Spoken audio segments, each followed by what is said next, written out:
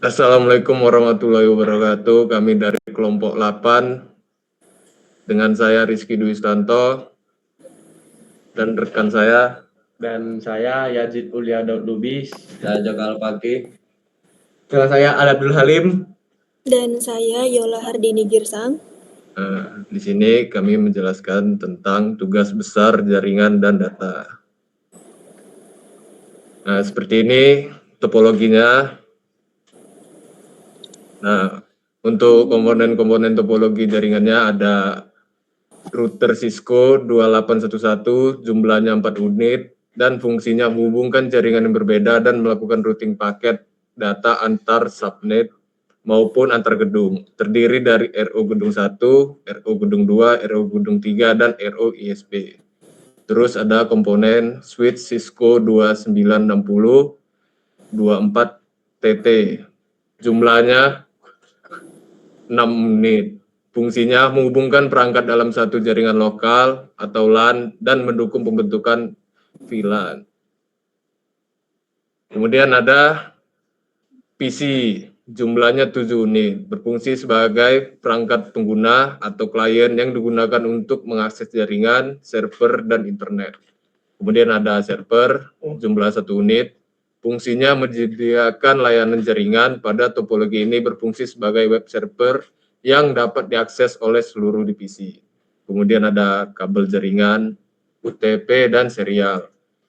Media transmisi data yang menghubungkan router, switch, server, dan PC. Kemudian ada VLAN, jumlahnya 3 VLAN, fungsinya pembagi jaringan menjadi beberapa segmen logis untuk meningkatkan keamanan dan efisiensi jaringan.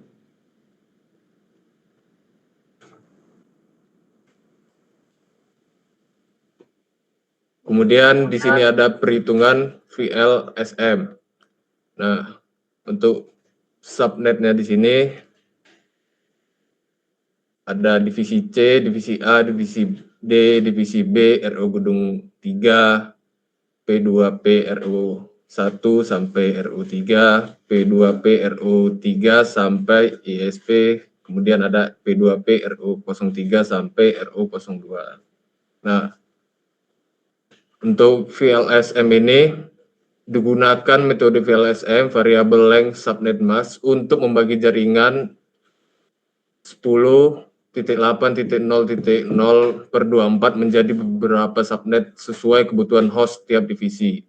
Tujuannya agar penggunaan elemen IP lebih efisien dan tidak banyak alamat yang terbuang. Pembagian subnet dilakukan berdasarkan jumlah host terbesar hingga terkecil. Divisi C 60 host dan divisi A 50 host menggunakan subnet per 26, divisi D 19 host menggunakan per 27, dan divisi B 10 host menggunakan per 28. Sementara itu, koneksi antar router atau point to point menggunakan subnet per 30 karena hanya membutuhkan 2 alamat host. Kemudian selanjutnya akan dijelaskan oleh rekan saya. Oke, saya lanjutkan. Mungkin di konfigurasi IP di gedung 1 seperti yang tertera di gambar yang ada di sini.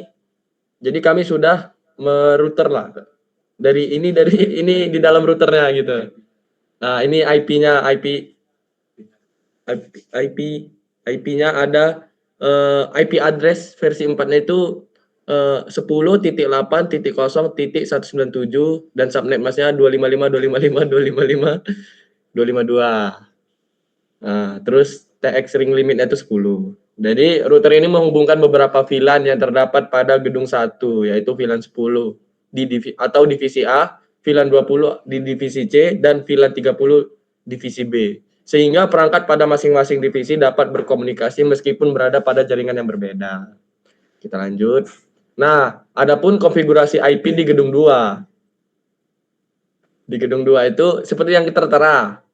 Jadi ini di gedung 2 ini ya gitulah. Ada 2 router. Yaitu di router pertama itu IP konfigurasinya, IP-nya itu 10 titik berapa nih? 8.0.129, dan yang di router kedua itu 10.8.0.202. Nah, router ini tuh menghubungkan perangkat-perangkat yang berada di divisi D. Dengan jaringan di gedung lain, server web dan internet melalui jaringan utama. RO gedung 2 menerima dan meneruskan paket data dari komputer-komputer di gedung 2 menuju tujuan yang berada di luar jaringan lokal. Dengan adanya router ini, pengguna di gedung 2 dapat berkomunikasi dengan perangkat pada gedung 1 dan gedung 3 maupun mengakses layanan yang tersedia pada server. Itu bisa dilanjut, Mas. Kemudian konfigurasi IP pada gedung 3. Di sini router ini menghubungkan gedung 1, gedung 2, server web, dan ISP, sehingga seluruh perangkat dalam jaringan saling berkomunikasi dan mengakses layanan yang tersedia. Ada gedung 3 menerima lalu lintas data dari router gedung lain, kemudian menentukan jalur terbaik untuk meneruskan paket data ke tujuan yang sesuai. Karena terhubung langsung ke server dan ISP, router ini berperan sebagai gerbang utama akses layanan internet internal maupun internet. Di sini ada konfigurasinya di port mana dengan IP address-nya dan juga subnet mask-nya. Ada 4 macam di sini. Kemudian ROSP, interface fast Ethernet 0/0 pada router ini dikonfigurasikan khusus untuk jalur penghubung langsung atau bisa disebut point to point ke perangkat lain seperti router klien dan router core lainnya. Hal ini terlihat jelas dari penggunaan subnet mask 255.255.252/30 yang membatasi kapasitas jaringan hanya untuk 2 perangkat yang saling terhubung. Kemudian server web. Perangkat ini adalah server web yang dikonfigurasikan dengan ISP statik 10.8.0.178 di dalam segmen jaringan lokal yang cukup kecil atau maksimal hanya 14 perangkat di subnet mask per 28 ini. Penggunaan IP statik memastikan server selalu dapat ditemukan di alamat yang sama oleh komputer klien. Server web atau yang bertindak sebagai server kemungkinan besar melayani HTTP atau HTTPS di dalam jaringan. Kemudian bisa dilanjutkan dengan teman saya.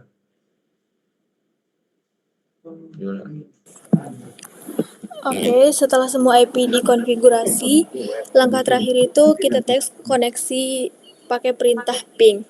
Tujuannya adalah buat mastiin semua device bisa saling ngobrol. Di sini ada request time out alias 0% loss. Di ping 10.8.0.176 tes pertama ping ke 10.8.0176 ini IP network ID dari subnet server ke web 10.8.00/24. Hasilnya itu sukses 0% loss. Artinya itu server web kita 10.8.0.178 udah aktif dan nyambung di jaringan yang sama. Di tes yang kedua ping ke 10.8.0.192 ini network ID dari subnet point ke point to point router 10.8.0.19/30 sukses. Artinya jalur dari PC kita ke router udah kebuka. Dan yang ketiga ping ke 10.8.0.200 ini IP di subnet lain, topologi lain, dan ini nyambung. Berarti routingnya itu berhasil dan benar, balasannya juga 0% loss dari 10.8.0.198. Artinya paket kita udah berhasil atau nyebrang lewat router. Dan bisa dilanjutkan oleh teman kami.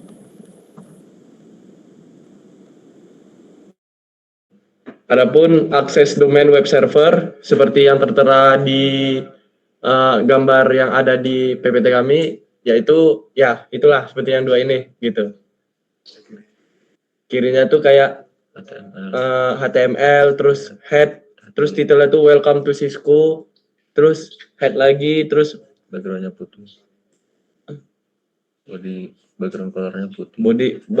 body background colornya tuh white atau putih gitu kan. Center, terus welcome to Cisco lagi, terus kelompok 8 S1 TT12B seperti yang kelompok kami lah namanya. Hasilnya seperti di kanan. Hasilnya tuh seperti yang di kanan di layar kita ini gitu. Lanjut. Oke, terima kasih.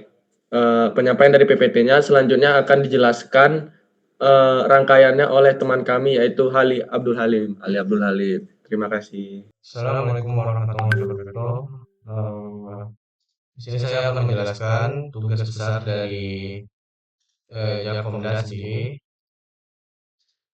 Jadi Jakomda sendiri itu ada tugas besar yaitu eh, pembuatan eh, Cisco Packet Tracer dengan kita merancang tiga sebuah gedung, yaitu perusahaan satu yang punya 4 divisi yaitu A, B, C, D sama C. Kemudian kalau di sini itu ada hostnya ada YK, L, M, N dengan jumlah hostnya itu 50, 10, 60 dan 19. Di sini ada subnet masknya. Kemudian yang di sini ada kesimpulan, jadi metode VLSM diterapkan secara efektif sesuai kebutuhan host, akumulasi IP, menjadi efisien dan menghemat alamat. Kemudian ada topologi tiga bangunan yaitu alamat 10.8.0 yang sudah direncanakan komunikasi dengan baik. Routing berbaik dengan menggunakan RIP versi 2 dan rute statis, seluruh jaringan berhubung satu sama lain. Semua uji ping antar divisi antar gedung ke server berhasil dilaksanakan. Seluruh divisi menggunakan web server melalui nama domain karena ada pemantauan DNS yang tepat. Fungsi MAC, tabel RAP dan tabel routing beroperasi sesuai dengan tugas masing-masing. Mekanisme operasi protokol DNS HTTP, TCP dan UDP dapat dianalisis dan dipahami melalui mode simulasi. Kemudian ada saran di sini. Fitur keamanan seperti ACL untuk mengurangi akses yang diinginkan, kan pengaturan kualitas QoS, menjaga kinerja jaringan tetap konsisten saat beban lalu lintas tinggi, memperkuat protokol routing, dinamis alternatif OSPF, RPF untuk jaringan yang lebih luas dan rumit, melakukan pengawasan secara berkala dan perbaruan catatan untuk memudahkan proses pemeliharaan. Hasil tugas besar berupa file PPT dan demo video rekam yang diunggah ke akun YouTube salah satu anggota gitu. Terus sini juga ada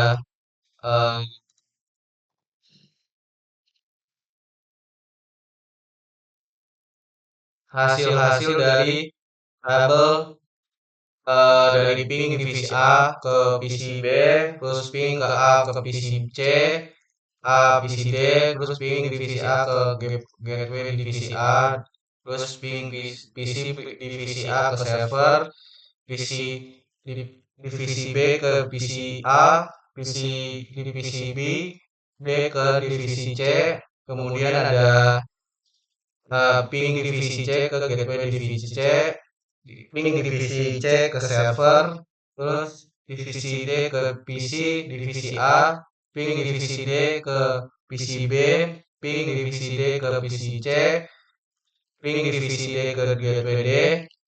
Kemudian ada juga routing tabel router gedung 1, gedung 2, gedung 3, tabel ISP router.